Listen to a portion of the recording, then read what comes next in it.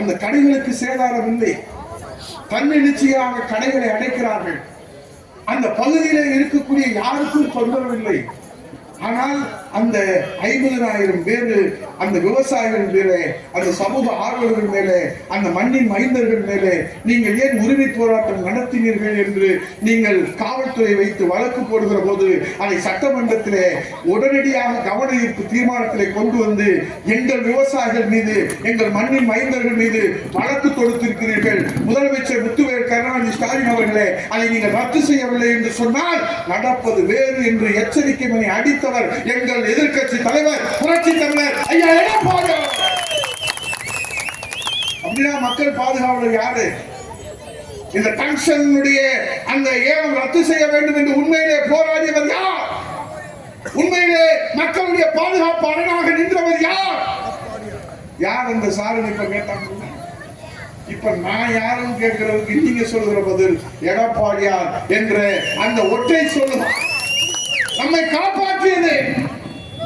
இன்றைக்கு புரட்சி தமிழர் ஐயா எடப்பாடியார் விவசாயிகளுக்கு பாதுகாப்பு அரணாக இருந்து இந்த மாபெரும் போராட்டத்தில் பங்கேற்றவர்களுக்கு இந்த கொடுங்கோல் அரசு வழக்கு காவல்துறை வைத்து வழக்கு தொடுக்கிற போது அதை சட்டம் நான் உதயகுமார் பொய் சொல்லிட்டு போக முடியாது. சட்டமன்றத்தில் பதிவு இருக்கு.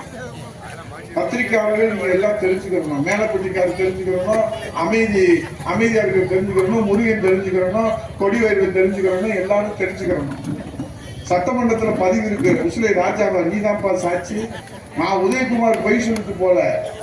எங்க அப்பா தண்டராஜ், ராஜேஷ் கண்ணா, வெற்றி எல்லாரும் நீங்க தான் சாட்சி. ஏன்னா பேரை மாங்கச்சா தூக்கிட்டு போயிட்டா நீங்க தான் வந்து ஜாமீன் எடுக்கணும்.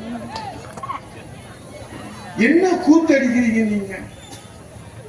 ஏன்னா இந்த ஏழை ரத்துக்கு ஒரு துரும்ப கூட இருந்து போறல.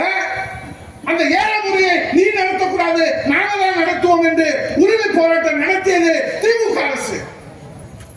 சத்தியத்தை சொல்றேன், மறுத்து பேச சொல்லுங்க பார்க்கலாம்.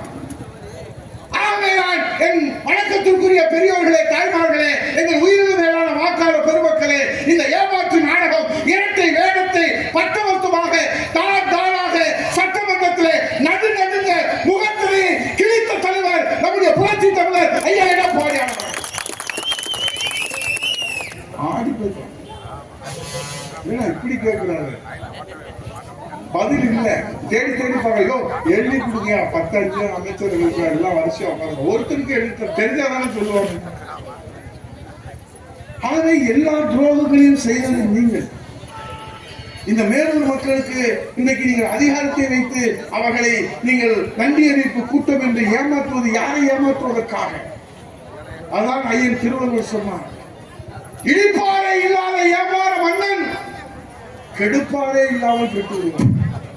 யாரும் கெடுக்க வேணாம், அவனும் கெட்டு விடுவான். அதைத்தான் தம்பி சத்தியம் அவர்களுக்கு சொன்னார்கள்.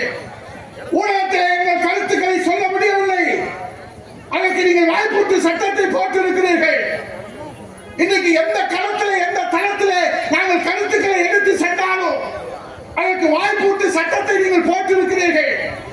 ஆகவே மீண்டும் சொல்லுகிறேன், இடிப்பாறை இல்லாத ஏமாற மன்னன் கெடுப்பாறை இல்லாமல் கெடும் என்பதை போல இந்த திமுக அரசு வீடும் அனைத்து இந்திய அண்ணா திராவிட முன்னேற்ற கழக அரசு, புரட்சி தலைவி அம்மாவுடைய அரசு, புரட்சி தலைவருடைய அரசு, நம்முடைய மன்னாதி மன்னன் மக்கள் திலகம் பொன்மன தலைவன் புரட்சி தலைவருடைய மறு வடிவம் தமிழகசாமி இளைய தெய்வம் புரட்சி தலைவி அம்மாவுடைய மறு வடிவம் அண்ணன் எடப்பாடியார் புரட்சி தமிழர் ஐயா எடப்பாடியார் தமிழிலே இன்றைக்கு மீண்டும் இந்த தமிழகத்திலே அம்மாவின் அரசு மலர்வது நிச்சயம் நிச்சயம் சத்தியம் என்று சொல்லி இந்த விளையாட்டுக்கள் கூட்டத்தை எழுச்சியோடு நடத்திய தந்தை மகேந்திர பாண்டி அவர்களுக்கும் ராமசாமி அவர்களுக்கும் மாணவனி சிங்கங்களுக்கும் தங்கங்களுக்கும்